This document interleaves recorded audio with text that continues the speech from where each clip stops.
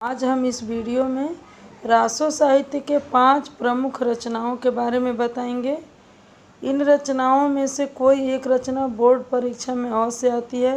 अगर रासो साहित्य से प्रश्न पूछा जाता है तो इनमें से एक प्रश्न इन्हीं 5 रचनाओं में से पूछा जाता है।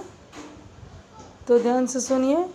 रासो एक काव्य रूप है जो प्रायः आदिकालीन काव्यों में प्रयुक्त होता था और इस रासो परंपरा के रचनाकार हैं दलपति विजय।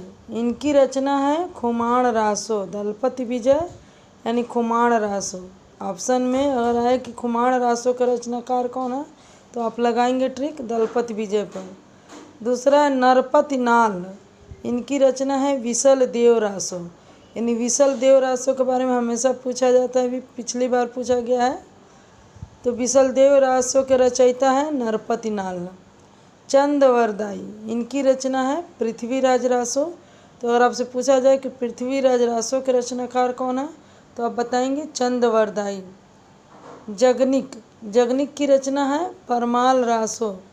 तो आपसे पूछा जाए कि परमाल रासो के रचनाकार कौन है तो आप बताएंगे जगनिक।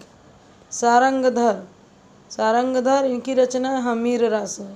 अगर आपसे प्रश्न पूछा जाता है कि हमीर रासो के रचयिता कौन है तो आप बताएंगे कि सारंगधर।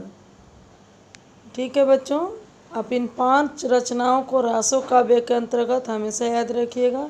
अगर रासो काव्य से प्रश्न उठाया जाता है तो इन 5 में से एक प्रश्न यानी 2 नंबर की मार्किंग आपकी अवश्य होगी। धन्यवाद बच्चों।